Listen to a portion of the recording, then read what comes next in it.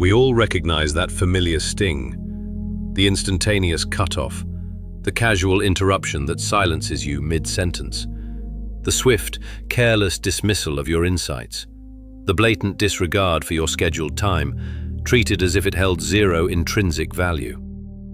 Yet, what is our conditioned response? To stand frozen, perhaps offering a forced, polite smile, a reflex instilled by lessons of kindness and the mandate to always be the bigger person. But Carl Jung uncovered a profound psychological truth that remains largely unacknowledged. True kindness, devoid of strong personal boundaries, ceases to be a virtue. Instead, it transforms into an unprotected perimeter, an explicit, open invitation for others to consistently exploit and overrun you. Jung dedicated his career to deciphering a social enigma. Why do certain highly capable and intelligent individuals effortlessly command immediate respect, while others, equally talented, are habitually relegated to the status of a doormat? His conclusions were startling, even disturbing. He identified a specific, powerful psychological switch within the human psyche. Once this mechanism is consciously activated, the surrounding world's behavior toward you undergoes an immediate, radical transformation. The interruptions cease, the dismissals vanish. People begin meticulously filtering and weighing their speech before addressing you. The truly revolutionary insight? This seismic shift requires zero outwardly aggressive language or confrontational behavior. Yet, here lies the unsettling paradox, the truth that makes many social psychologists uneasy. The individuals most subject to disrespect are frequently those possessing the deepest capacity for kindness. This correlation is not accidental. It represents a consistent pattern Jung documented across his clinical practice. He concluded that being genuinely harmless is fundamentally distinct from being good. In fact, complete psychological harmlessness renders you effectively invisible. Others perceive this quality on an unconscious, visceral level and calibrate their treatment of you precisely to that low threshold. What then is this essential element Jung found that activates this profound behavioral switch? What single action can you implement to permanently re-engineer how the world interacts with you? This is the core mechanism we explore today, because grasping this principle ensures you will never experience disrespect in the same passive way again. To illustrate this point, consider the behavioral profile of the prototypical nice person. You undoubtedly recognize this individual. Perhaps you observe these tendencies in yourself. They are characterized by habitual over-apologizing, even in the absence of any error or fault. They resort to nervous laughter when confronted with discomfort or tension. They consistently relinquish their space, their time, and their vital energy before anyone requests it. Their sense of self-worth is often rooted in the absolute avoidance of conflict. While conventional society lauds these behaviors as high virtue, Jung identified them as a psychological pathology. He termed this rigid social facade the persona, the artificial mask we present to the external world. For the perpetually nice, this mask eventually becomes their self-constructed prison. They have been rigorously conditioned to prioritize politeness, harmony, and the comfort of others, resulting in the forfeiture of a vital truth. Genuine respect is not earned through mere pleasantness. It is earned by demonstrating the clear capacity for necessary unpleasantness, combined with the conscious choice of restraint. The analysis that fundamentally altered Jung's perspective on human behavior concerned the mechanism of disrespect. Initially, he hypothesized that people who mistreated the chronically nice were simply malicious or cruel. What he found was infinitely more complex and unsettling. Individuals do not disrespect you because they are inherently bad actors. Rather, they do so because their deep, unconscious mind senses your complete psychological harmlessness. In the architecture of the human psyche, harmlessness does not generate reverence. It actively provokes an environment of casual, persistent disregard. Consider this interaction. When engaging with a person you know will tolerate any behavior, forgive every transgression, and never establish resistance, a specific calibration occurs in your own mind. You naturally cease to moderate your language or consider their emotional state with care. This erosion of mindfulness happens not necessarily because you harbor ill intent, but because the perceived psychological cost of disrespecting that individual registers as absolutely zero. Through their established behavioral patterns, they have inadvertently communicated that there will never be genuine consequences for mistreatment. This dynamic brings us to Jung's critical concept of the shadow. The shadow encompasses all the aspects of yourself that you were taught to deny and repress: your justifiable anger, your healthy selfishness, your potential for ruthlessness, and your fundamental capacity to firmly refuse. Chronically nice people often possess an enormous, pressurized shadow because they have spent their lives rigorously suppressing these innate human capacities. They adhere to the self-narrative, "I am kind and understanding," unlike those aggressive types. But Jung's next discovery is what truly unsettles the conventional mind. To attain true, lasting respect, the shadow must be integrated. This means becoming dangerous, but disciplined. There is an immense distinction between a weak individual and a meek one. A weak person lacks the capability to inflict harm, even if provoked. A meek person, however, possesses the power to cause substantial damage, yet chooses to keep that immense power securely sheathed, like a finely honed sword. Others intuit this distinction on a profound, primal level. Jung employed a potent metaphor. The most respected individuals are those who carry a sword, yet rarely allow it to leave its scabbard. Everyone is implicitly aware that the sword exists. Everyone recognizes that this person is fully capable of decisive, necessary action. Crucially, they also recognize that this individual possesses the supreme self-control required to handle that power with discipline and care. That precise synthesis, capability married to restraint, is the essential formula for commanding genuine, non-negotiable respect. Conversely, when your behavioral repertoire consists only of niceness, when you possess no sword whatsoever, people will treat you with mirroring contempt. They disregard your boundaries precisely because you have failed to define them. They undervalue your time because you have consistently failed to assert its worth. They neglect your emotional needs because you have explicitly trained them that maintaining external peace always takes precedence over your own internal well-being. In his practice, Jung documented a fascinating, predictable phenomenon. When chronically nice individuals began the delicate process of shadow integration, allowing themselves access to authentic anger and establishing tangible boundaries, their relational circles often erupted in extreme reactions. Family members who had routinely trampled their rights for years expressed sudden shock. Colleagues who had constantly overlooked their input became overtly anxious. Friends who had exploited their generosity instantly turned defensive. And here's the part that confused these nice people at first.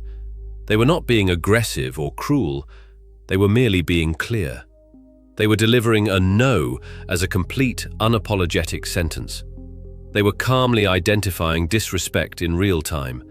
They were allowing uncomfortable silence to persist, refusing to fill it with their customary nervous deflection. But to people who had grown accustomed to their harmlessness, this felt like a completely different person. And fundamentally, it was a different person. The integrated, whole individual. This is the person who is capable of genuine kindness and necessary firmness, who is generous and clearly boundaried, who is deeply understanding and completely unmoved by manipulative efforts. Let us now examine what Jung controversially termed the psychic smell of victimhood. This concept may sound provocative, but its comprehension is transformative. Humans, much like the animal kingdom, possess an innate, unconscious system for detecting vulnerability and insecurity, not through literal scent, but via sophisticated, non-verbal microsignals. These signals telegraph that an individual views themselves as fundamentally lesser, and they saturate the behavior of chronic people-pleasers. They apologize simply for occupying public space. Sorry, can I just squeeze by? Even when they have every right to pass. Averting eye contact as if direct gaze were a sign of unacceptable presumption. Responding to discomfort with nervous laughter, immediately telegraphing a lack of intent to resist. Most often, they rely on perpetual qualifiers. I might be wrong, but, or this is probably a stupid question, but, or I don't mean to bother you, but. Each of these micro-behaviors broadcasts the same corrosive message. I perceive myself as secondary. My needs are subservient to yours. I do not deserve to command space, time, or attention. And here's what Jung discovered. When you transmit this message of self-abnegation, the unconscious minds of those around you validate it immediately. They begin treating you precisely the way you are treating yourself. This is psychological projection operating in reverse. You are not imposing your own latent qualities onto others. You are projecting your personal self-assessment, and others are unconsciously accepting it as a factual reality. If you subtly communicate that your opinions are irrelevant, people will inherently treat them as such. If you treat your time as worthless, others will waste it without compunction. With every single interaction, you are actively teaching the world the precise level of treatment you deserve. Jung meticulously documented this recurring behavioral script over hundreds of therapeutic encounters. Patients would arrive complaining bitterly of mistreatment, yet his observations revealed them actively participating in their own diminishment. They would reflexively preface every utterance with some form of self-deprecation. They would systematically minimize their own accomplishments while lavishly praising others. They accepted unwarranted blame, yet simultaneously declined credit for their genuine successes. What made this pattern so insidious was its utter invisibility to the practitioner. They had been so profoundly conditioned to place themselves last that the behavior had become fully automatic. They weren't making a conscious decision to diminish, it was simply the unconscious posture they adopted while navigating the world. And every person they encountered instantly registered these signals and calibrated their ensuing treatment to match. Jung concluded that reversing this trajectory demanded far more than a superficial change in outward behavior. It required a radical restructuring of the individual's self-perception. They had to stop viewing their self-effacement as a noble virtue and start recognizing it as a devastating act of self-betrayal. They needed to accept that constantly placing themselves last was not an act of selflessness. It was a potent lesson to everyone in their sphere that their needs, emotional reality, and established boundaries held no real consequence. The integration of the teeth, that's the phrase Jung used to describe the psychological process of reclaiming one's core power. It has nothing to do with becoming aggressive or malicious. It is about integrating the necessary capacity for self-defense, the parts of yourself that can bite should circumstances demand it. Consider a composite pattern Jung documented across multiple cases. Individuals who spent decades being the family peacemaker. In narratives like these, they smoothed over every conflict, absorbed everyone's emotional chaos, and never voiced their own needs. When these individuals began setting boundaries through Jungian integration work, their family systems reacted with shock. In these observed dynamics, family members would express feelings of betrayal. The pattern was consistent. Accusations of selfishness, claims that the person had changed fundamentally, expressions of confusion about why they were no longer available for endless emotional labor. And here's the fascinating part. These individuals hadn't done anything extreme. They had simply started saying, "No, I can't do that," delivered as a complete sentence, absent the customary 5-minute justification. They had started letting people's emotions be their own responsibility, instead of rushing to fix everyone's feelings. They had started leaving family gatherings when they wanted to, instead of waiting for permission to have had enough. The family system went into chaos because it had been built on their endless accommodation. When they withdrew that endless supply of emotional labor, the system couldn't function the way it always had. This terrified them at first. They felt guilty. They wondered if they were being cruel. But Jung helped them see something crucial. A boundary is not an act of cruelty. Letting someone experience the consequences of their own choices is not meanness. Refusing to set yourself on fire to keep others warm is not selfishness. What Jung found particularly interesting was the predictable stages these family systems went through when confronted with this change. First came denial. The family members would act as if nothing had changed and continue making the same demands. When those demands were met with calm refusal, they moved to bargaining, offering conditional approval if the person would just return to their old patterns. When bargaining failed, anger emerged. Accusations, guilt trips, and emotional manipulation designed to force compliance. But here's what separated successful integration from failed attempts. The individuals who maintained their boundaries through all these stages eventually reached a breakthrough point. The family system, confronted with the non-negotiable reality that the past dynamic was permanently gone, had two choices: adapt or risk losing the relationship entirely. Many chose to adapt. They learned to respect boundaries they had previously trampled. They learned to manage their own emotions instead of outsourcing that work. They learned that relationships could actually be healthier with clear boundaries than without them. This brings us to perhaps the most powerful concept Jung identified: the mechanism of withdrawal. Here's what most people get wrong about standing up for themselves. They think they need to fight back, argue, explain, or defend. They think respect comes from winning verbal battles or proving their point. Jung discovered something far more effective and far more terrifying to disrespectful people. The ultimate power move is not to engage in a fight, but to decisively withdraw your attention and, crucially, your validation. Think about what disrespectful people actually want from you. They want your reaction. They want to witness you scrambling for explanations. They crave the sight of you flustered, upset, or desperately pursuing their approval against their critique. Your reaction is their reward. When you stop providing that reward, everything changes. When someone disrespects you and you simply look at them calmly, let the silence hang, and then change the subject or walk away, their mental programming short-circuits. They were expecting the conditioned response: defensiveness, apologizing, intensified attempts to please. When that pattern doesn't happen, when you simply withdraw your energy from the interaction without drama or explanation, it creates a psychological void that they are unprepared to navigate. Jung observed that people who master this technique become almost untouchable.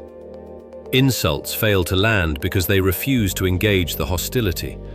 Manipulation attempts collapse because they steadfastly refuse to take the bait.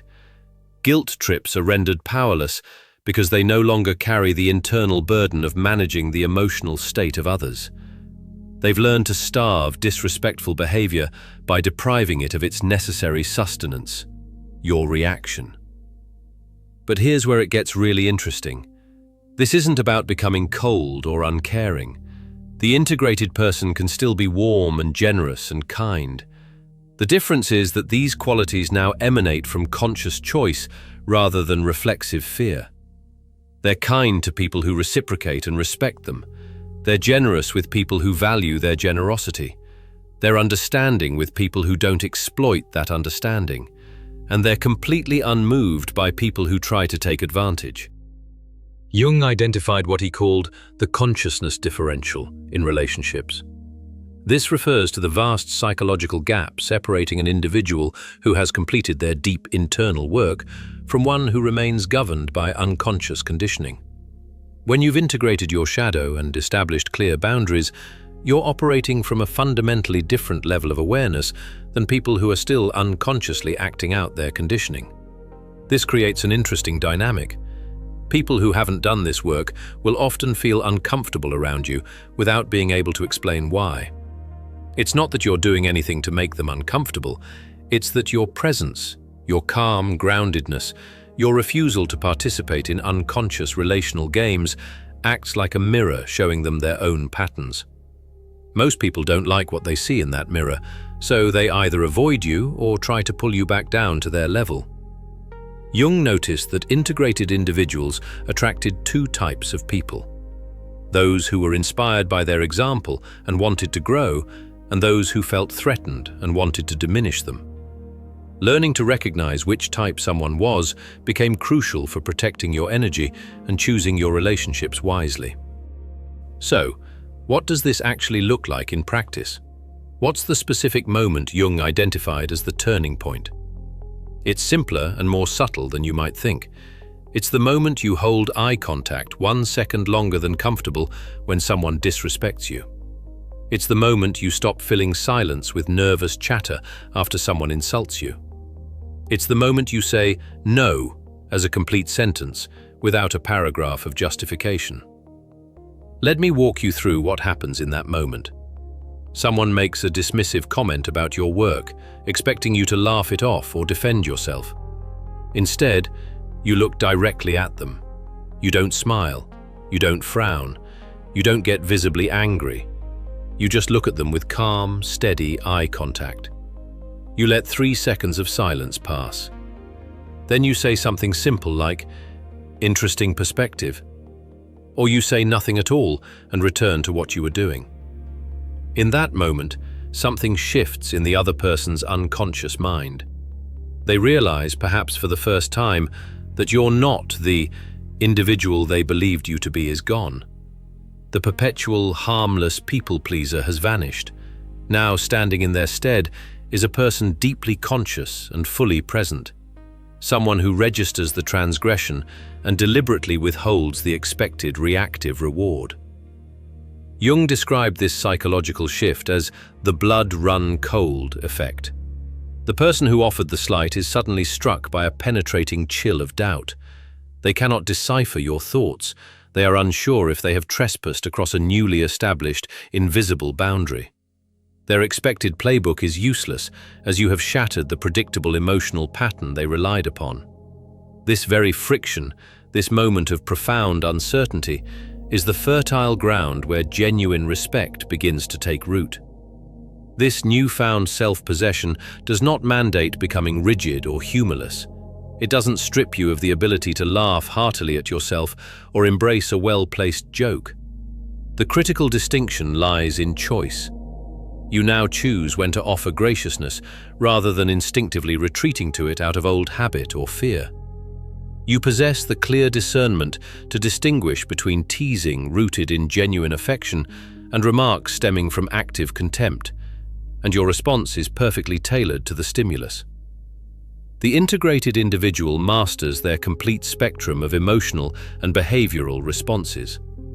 They can deploy gentleness when that response is advantageous. They can be decisively firm when the situation demands it. They can extend warmth when that openness is genuinely reciprocated. They can adopt coldness when emotional distance shields their essential peace. They are no longer confined to a single, reactive operational mode, irrespective of the treatment they receive. Here's what Jung identified, a profound truth that eludes most observers. Respect is never a freely dispensed gift. It is, instead, a continuously negotiated term established through the quality of every interaction. If you permit disrespect to occur without any consequence, you are implicitly agreeing to, and thereby negotiating, a relationship where such behavior is considered permissible. Conversely, when you calmly yet definitively signal that a specific behavior is unacceptable, you are renegotiating the entire contract. The true elegance of this process is that no formal announcement is necessary. There is no need for awkward, confrontational discussions about boundaries. You merely need to embody the transformation. Your energetic presence broadcasts messages that your verbal communication never has to carry. People register this change instantaneously, even if they lack the conscious vocabulary to articulate what has shifted. Certain individuals will readily adapt to these new, clearer terms. They will begin to treat you with greater thoughtfulness and consideration, recognizing that their previous manipulative patterns are now defunct. These connections are the ones worthy of preservation. Other people will react with frustration or simply recede as they valued only the version of you they could exploit or dominate. Allow them to leave without resistance.